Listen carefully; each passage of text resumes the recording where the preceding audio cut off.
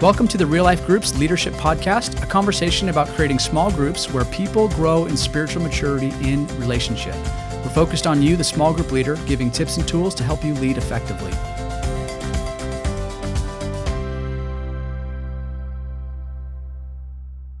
Well, I want to welcome you back. We're so excited for this episode of the Real Life Groups Leadership Podcast. And today we have Jesse Hill, one of our group's pastors for our Post Falls campus with us, as well as Sara Short on the women's team at the Post Falls campus, also my wife. But it's amazing because this team represents, how many groups do you guys oversee here at the Post Falls campus? I don't know, 40, 43, 45, something like that. Yeah. 40 That sounds plus. pretty Between good. 40 and 50. Yeah. I like that number. Kinda, you know, you add a group here, group changes, but Yes. you guys have a lot of people that you represent. Yeah. And today's conversation I'm really excited for because we're going to be talking about the 5 stages of group development, right? Yeah. Yep. Yeah. And this has been fun even just preparing for this because I attended one of the coaches' huddles and was just listening through it was like, there's so much application for my group. So as I went into this, my thought was we have to bring this to our group leaders. And so that's why we're starting this conversation and bringing it out. Certainly this is not an all-encompassing training. So I love to say that right off the bat. This is a conversation to help you know the next steps, you know, to talk with your group's team, to attend trainings. But I am really excited for this. But I do want to start as we're talking about, you know, driving people towards growth. I'm talking about development, kind of an icebreaker for today's conversation. And I kind of know your answer already, but I'm going to hear it anyway, is how did you learn how to drive, right? So we're talking about development. Okay, yep. Tell us kind of your journey to how you learned how to drive for the first time. Well, let's see. I had a friend of mine who owned El Camino. Oh, sweet. And let's see, I was probably Is that like... a car or a truck, first of all? Oh, man, that's a good question. I'm going to call it a truck. Different time. I think it's a different truck. podcast. Okay. No? Truck car, okay. sure. Well, anyways, yeah. So I don't know, about 14 before you're allowed to be out there learning to drive. He was teaching me how to drive out on those streets. But that was back when our town had lots of room to go practice driving. Yeah, there weren't as many stoplights. Nope. Yeah, police no stop officers. lines. Yeah, Okay. that's right. Okay. Yeah. Okay. How about you, Sara? So I would say like my grandpa, Papa Jack is what we called him, and taught me how to drive. So honestly, from the time we were probably like 8 or 9, he would like put us on his lap and we would at least kind of like steer down his street, like coming home from different parties. But then once I kind of hit like 12, 13, when it was almost time for me to drive, he would take me out to like the woods, and it was really important. I learned how to drive a stick shift. And so he would find like the steepest hill and he'd have me drive up it, and then he'd make me find like the clutch and the gas where I could stop without using my brake. And so he was a really good teacher. I'm still not a very good driver. I was actually just going to ask that. Why didn't it help your driving I don't skills? know. I'm not a good driver. Why do you not drive straight? I'm a distracted driver. I get excited. She's distracted. And you would know from your background, you know, you probably pulled her over. I watched her navigate a roundabout one time. I'm not a great driver. That, That's really good. It's like a zigzag. Totally. More than here's the point. We're all learning. We're all growing. Thank you. That's right. Yeah. And it's actually been pretty fun in our house. We've had multiple up and coming drivers. We have one daughter who's driving, one who has a permit, and it is scary. I'll just say that. Yeah. Like it's scary trusting them to a, you know, thousands of pounds of vehicle on the road. And, you know, I think that's a good even transition for us to talk about the empowerment that we hand, you know, leaders, you know, and so many of you group leaders that are entrusted with a responsibility of leading groups. Yeah. And man, I mean, a lot of you guys, I mean, I know me stepping into leadership for the first time, I was nervous, scared, and I thought I had some tools. Yeah. But knowing what was the next steps for my group was hard to know. It's almost like you don't know until you get there. And that's kind of why I think this conversation can help us, because we're actually going to try and forecast a little bit of what we've seen through multiple generations, what we've seen from working with lots of different groups of what are some of the stages you go through and how to be prepared as you can. And I would say reality is you're going to have to go through those stages at some level on your own. Yeah. But if you can at least know what's coming up, you know, that helps. Yeah. So here's kind of the main point we're driving to today. So as listeners, you can be aware of what we're trying to come away with. We want you as group leaders to be able to identify what stage your group is at and what is a step they could take to help them progress and develop further. So that's kind of what we're talking about. And we've been using even the title of this podcast, the 5 stages of group development. So I thought it'd be good just to start with that. I'm sure that's what everyone's thinking and listening for right now is, okay, well, what are those stages? Give me an overview. So maybe Jesse, start with just giving us a overview of what these stages that we've seen are. Yeah. Well, if you can take yourself back to 1965. Okay, I Are wasn't you there? Nope, No. wasn't there. Any of us were there. No, we weren't. Yeah. So we needed a guy by the name of Bruce Tuckman. Okay. He was a psychologist that developed basically these stages for teams. And really in a nutshell, he's saying that a team or a group will experience certain stages with one another, and that those stages are needed in order to be a successful team who's on mission for the goal you're trying to achieve. And so from there, I know businesses continue to use that model, and even churches have somewhat adopted that model and integrated it into some of their own trainings for small groups. Wow, great. Yeah, so this is something that's been around for a while. So some of the names that you might have heard, and then you guys can unpack this a little bit for me. Forming, storming, norming, and what we normally would hear would be the word what? Is it performing? Is that what historically? Yep. Historically. That would be historically the term. We as a church went, that's not really the stage that we see. We see more biblically the idea of ministering and multiplying. Right? Yeah. Now, so these are some of these big categories. I'll review those again so you can hear that. Forming, storming, norming, ministering, and multiplying. That would be some of these big categories, right? Yeah. So translate that and overlay that with a little bit with discipleship language as a church. What have we seen? Maybe Sarah, unpack that a little bit. Yeah. So when we were looking at those, trying to figure out like how do those fit with our DNA that could be understood is this idea of like the forming, storming, norming. Those are really all the connecting. Like that's where you're connecting. Your group's getting to know each other. They're building more trust. And then finally, like they're fully connected to each other. Okay. Then once you kind of move into like ministering, then we see kind of like that young adult phase where they're like hungry, they're doing stuff, they're serving each other, maybe serving each other, serving outside the group, those things. And then multiplying is now like your group, someone in your group is now a disciple maker themselves. And so it's time to kind of maybe release them to the next thing, which would be them starting a group. So what I'm hearing you say is we kind of have an overlay of what we would call our discipleship wheel and our stages of spiritual growth. Yeah. So for those of you that are unfamiliar with those terms, our discipleship wheel would be share, connect, minister, disciple, and our stages of spiritual growth. Someone who's spiritually dead, someone who's an infant, a child, a young adult, or parent. And these terms don't replace those, but these kind of give us, if you could label your group, like in the season that they're in, that you might say, hey, my group is just getting started. Yeah. We are forming. Is that kind of what you're saying? Yeah. I think from an SCMD process, you're thinking about, you're sharing your life with other people, you're sharing your faith with them. And then you're starting to invite them into relationship with you. Yeah. And that's when you get into this forming stage, right? Where you're starting from the ground up, right? You're building relationship with each other. You're strangers, right? And so, this is, typically in a forming stage, that's going to be your time where you're just getting to know one another. You're sharing, as a leader, you're sharing with the group what the group is all about. You're creating those healthy boundaries and whatnot. But that's really good. So most people that are in a stage of a new group, in the first season or first few months, that's pretty clear, I'd say, from my perspective. Usually they would say, we are a new group. We are forming. This group is just getting formed. Maybe people are still being added to that group. I know that was our experience in this last season. Was it took a little while for people to be added to our group. So we knew we were still being formed. Then we kind of transitioned. And so this would be the question is how does a group that's beyond that initial season, how do they really know where they're at? If you think about these different terms, forming, storming, norming, ministering, multiplying, how would a group leader know how to identify that? Sarah, what are your thoughts on that? Well, I think it's listening to what's being shared in group or maybe shared outside of group, over coffee, dinner, those kinds of things. It helps you hear where your people are at.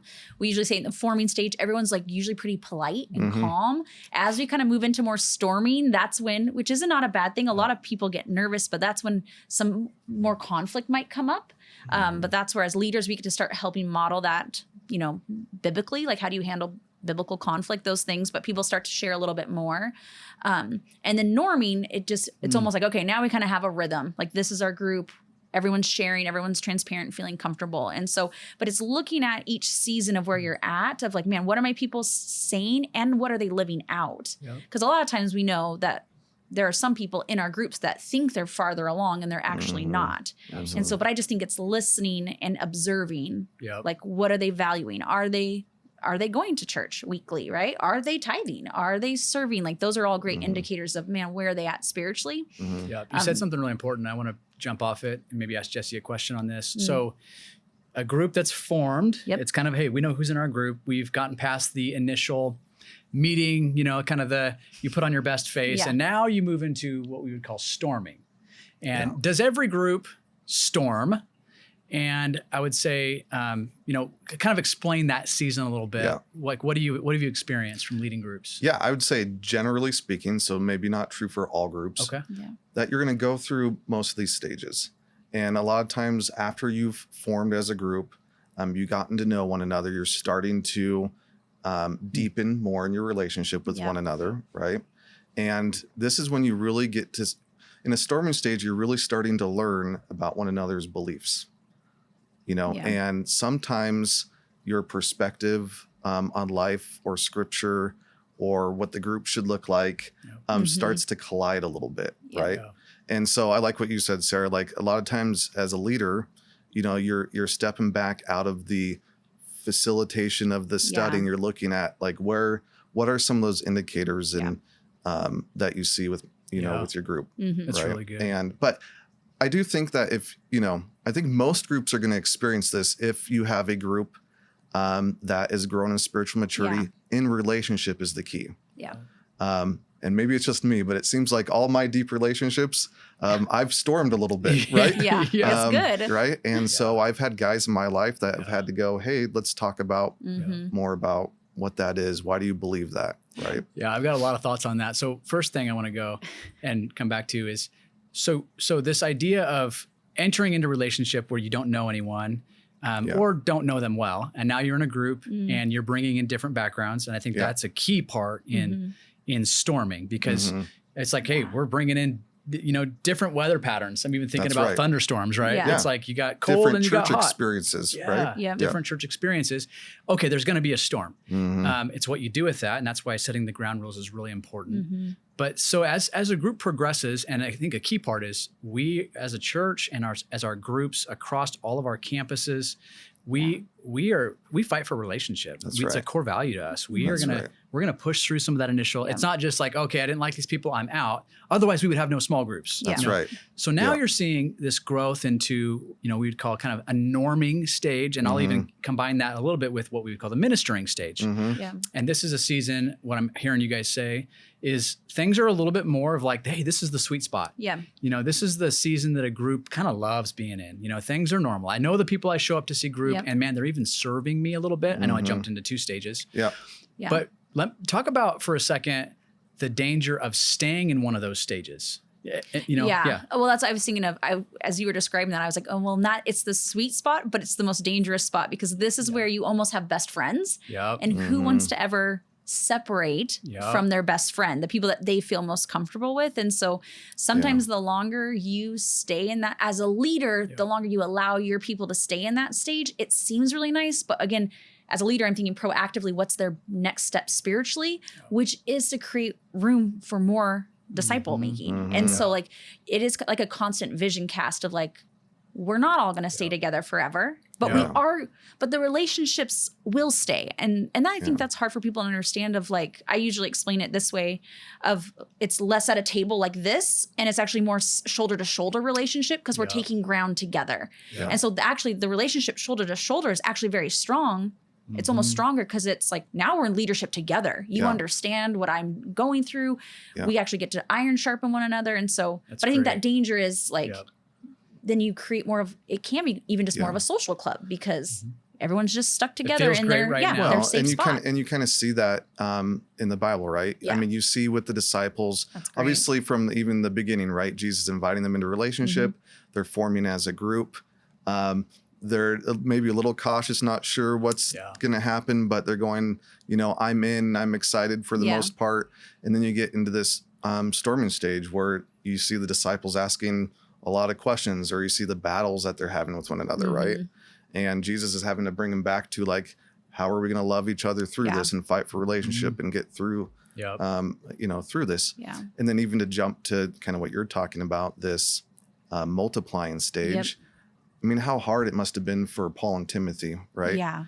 They have some sort of connection with each other. Yeah. Paul's writing Timothy letters and you can see his love for Timothy, but man, they're just so on mission. Yeah. You know, they know they're going to have eternity with one another. Yeah. Right. And so it's sad. Yep. And at the same time, it's good. Like, I want to be on mission for Jesus. Yeah. Right? And so, a shoulder to shoulder, kind of what Sarah was saying, that they have a direction together, because we kind of jumped to that last piece, which is this multiplying. Yeah. And I think it's important that we do set the tone for that in our groups. And that, you know, even if you're as a group leader, you're like, I've never talked about that. Maybe that's a challenge today to go, you know, the destination of our groups is not to stay in comfort forever. Yeah. It's to, leverage that exciting season. And that we, in that season of, hey, it feels normal. Yeah. We're ministering to each other. That's a really great thing. But if we stay there, then we can't do our vision and mission. We can't live out reaching the world for Jesus and making disciples of all the nations. Yeah. We can't see that lived out, which is why, you know, these stages are important. Again, this goes back to the bigger arc for us of the growth of a disciple. Yeah.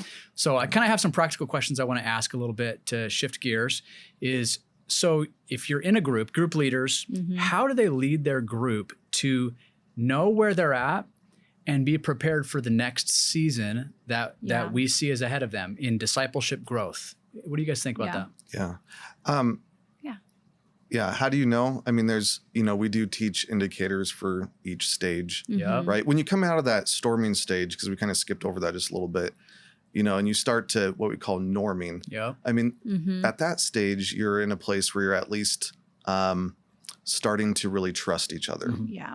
Right. Maybe it's not fully there. Like when you get to this ministering stage where it's like, you're just fully devoted, like scripture talks about being with one another, right? That you're just like, you're almost unwavering in your relationships with one another at that point. You're serving one another, you're caring for one another, you're helping out one another.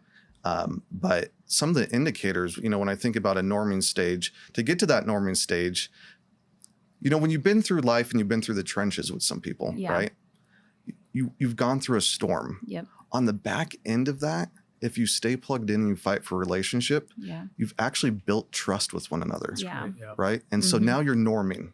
Yeah. And so when you see some indicators like people are anxious or are unsure, those are just opportunities to meet people where they're at and help them journey through that. And sometimes that happens from a collective stage, like we're talking group development. Yeah. You know, there's the personal development. Everyone's in a different place individually, but really as you journey as a team, you know, you move as a team collectively through these stages as well. So what I hear you saying is being able to continue to put words to what you're experiencing for your group, kind of to be able to say, here's where we're at, which is kind of vision. You know, it's like, here's why we exist. Here's what we're doing. To know that it's actually okay and it's normal that you're going to storm. Yeah. And not just to go, oh my gosh, I'm a horrible leader. Yeah. And I like, nope, this is actually, we're disciple makers. This is, look at this more as an opportunity. That's good. Well, I'm help people grow. For my group where I'm at right now, I'm like, that's a good challenge to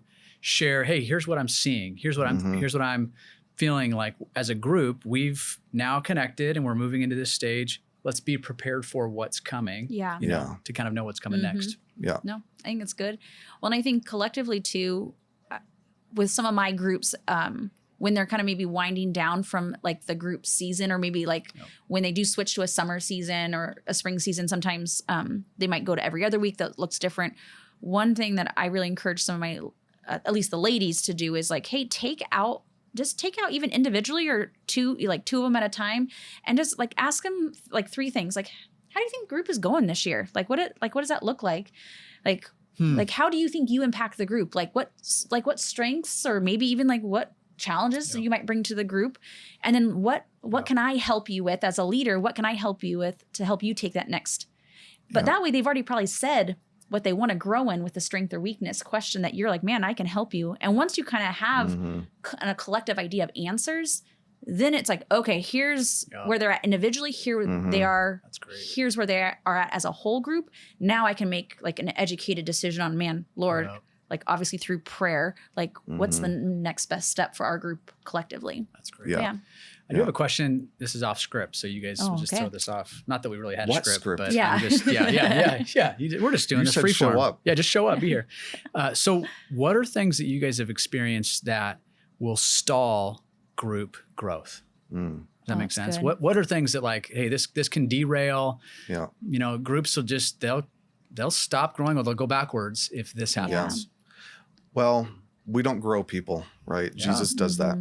Yep. But we have a part, you know, so we talk about God's part, their part, our part all the time, right? That's really good. And so I think what can stall a group from the standpoint of our part, as leaders of the group, is if we're not willing to engage in the conflict. Yeah. If we're not willing to model to group members what it looks like to forgive and actually even overlook a lot. You know, scripture talks a lot about overlooking. And if you can get in the place where you are more curious about people, you know, you see something, you see an indicator in group, some kind of behavior. I think if we do our part in being curious about where they're at, to model to them and show them what Christ-like behavior looks like, what Jesus has for our life, I think then we're winning, and then God does his part. Right. And then obviously that's a good reminder. And it can get discouraging, right? When we're trying to help people grow and they won't grow, you know, or they're resistant. Yeah. But we got to let God deal with that. I love that reminder, knowing my part and that's what I can do. Yeah. Any thoughts on that, Sarah? Well, I was seeing that's almost exactly what I was going to say. Even like have the hard conversation. Even I think another challenge, even for myself, sometimes is don't lose the passion that you had when you first started leading either. Like I think what stalls a group sometimes is us as the leader. We get tired, we get overwhelmed. We're not managing our personal schedules well. So it's like, and in this idea of like, don't lose that passion and even the hunger to learn and grow. And so like when our groups, pastors and women's discipleship leaders have huddles, like attend those, be a part of those, like be passionate about discipleship like you were in the very beginning of your leadership. And honestly, I see this across the board, whether you're in your 20s or whether you're in your 80s, we can get comfortable. And then we kind of just are like, well, we're still doing it sort of, but it's like, no, like keep that hunger for discipleship alive. And you have to foster that hunger though. And I think within that, there's kind of we know the things biblically that work and we know the things that don't work. And I think there's a aspect of Acts chapter 2, which is they did these things regularly. Yes. That's right. They met together regularly. They had meals together. They didn't give up meeting together. They didn't give up meeting together. And I think that's a piece that I could see for groups that I've maybe been a part of that went into a season of struggle. You have people that stopped showing up. You know, maybe you as a leader, you canceled more than you should have. You know, you just disconnect. You weren't intentional. And I think that's the stuff that's like, you know, like you're saying, the consistency of time over time going, we're going to keep showing up. I'm going to keep doing my part. I love that. To help our group continue to grow, because you're right. People grow individually and that's God's part.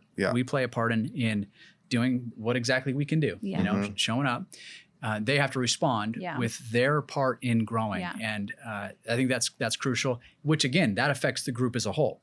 Because the group as a whole is just, it's made up of the collection of those people in that group. And it's neat to see, you know, what happens over time. And it is part of, I think, time, you know, and seeing the Holy Spirit work over time in people's lives, that they do grow and change, and we see things just radically. One last question I think is good just to be aware of is, how would you suggest groups navigate, you know, we talked about these various stages, but let's talk a little bit about like seasons of ministry. So there's holiday seasons, there's the summer season. How do they be intentional to not lose growth and momentum? You know, it's thinking about like our kids coming off of summer break. And it's like, I feel like we're starting over, you know, because the summer was gone and we're like, we're back in September and we're learning how to read again. I know, it's like, does everyone know how to read? How do you not lose momentum? Any thoughts on that? I don't, you know, I know this, you know, I'm thinking about summer right now. We're about ready to enter into that season, and that's a challenging season to stay connected. I've even tried to, I think I'd call it drag my group through that season to go, we're not going to give up meeting together, right? Thinking about that Hebrews passage, we're going to meet every week, you know, but the hard part is schedules. And so get creative. Don't get discouraged. Think about the opportunities you have to meet with one another one-on-one. how do you continue to hold each other accountable through that season? Mm-hmm. Well, maybe you're inviting your group to attend a church service with you Yep. during that season. Yep. Like let's see one another every week. I love that. Let's all go to the same service. Yep. Or maybe there's a couple different pods in that group that go to a service together. Great idea. But really, you don't stop being a disciple of Jesus, and you don't stop being on mission for him. Yep. You look for other opportunities regardless of roadblocks. Yep. You move around those roadblocks. You get them out of your way, and you invite people for coffee. Yeah. Right? We talked about that for summer season, and it's interesting because that can be true in the holiday season. It feels like the holidays are longer and longer nowadays. It's like from Thanksgiving to New Year's, like that's another summer. I mean, honestly, it's like you have to have the same intentionality and mindset in these big blocks of time that you might be taking some weeks off. Yeah. But you still have a plan in place, I hear you say. And just real quick, it can be hard when you're in that forming and storming stage and entering a season like that, because really, for the most part, generally speaking, you as the group leader, you're caring for all the needs. Right. And so before you get into that season, you really want to try to find at least one other person that can share the load with you. To really encourage them to reach out to someone else in that group. When you're in that ministering stage, a lot of it's it's really all natural already. And you're not really having to pull people to any kind of relationship. They're just already, connected and serving and caring and thinking about one another. Yeah, that's really good. Last thoughts, Sarah, on that? I would just say leverage the season that you're in and be intentional with that. Each season brings a little bit different.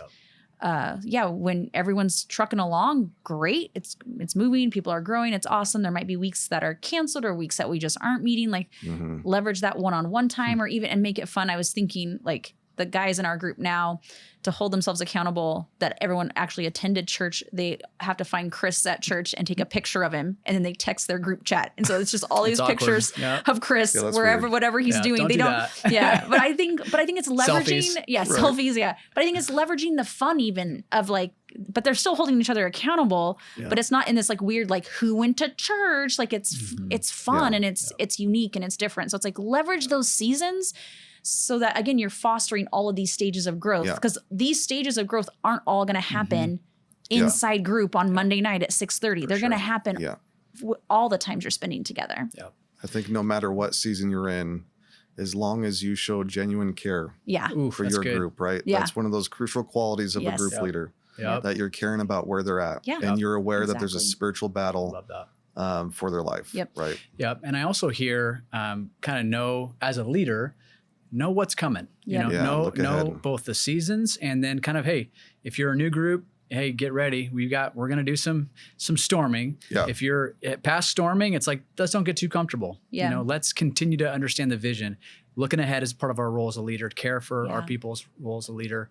And again, I just love our church because this is the culture that's created, and thank you guys for pouring in. I'd even just thank you for me, attending that huddle and being reminded of the purpose of the stages of group and being prepared for that. It's helpful. I'm sure it's been helpful for all of you listening to this today. I want to give you a couple awareness pieces. This whole discussion, we're going to have some PDFs that are going to be connected to this in the show notes. So you can check that out. It's a great visual that'll help put some of the pieces together you probably just listened to. And we have a variety of trainings that we do on this topic. I think a big one that we referenced today was all of our groups are led and overseen by a small group team. And there are huddles, there are coaches that are a part of that. Be on the lookout and be listening for when's the next one, because there's always growth and we need to have community around us. Again, we have trainings and different things you can be a part of, but don't miss those different resources that we have.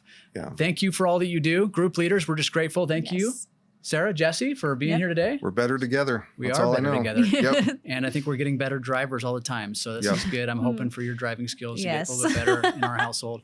And we'll end with that. Thanks for being here today. We'll see you next time. We are grateful for the investment you make each week as you reach the world for Jesus, one person at a time, and make biblical disciples in relational environments. For notes from this show and other great resources to help you grow, visit realliferesources.org.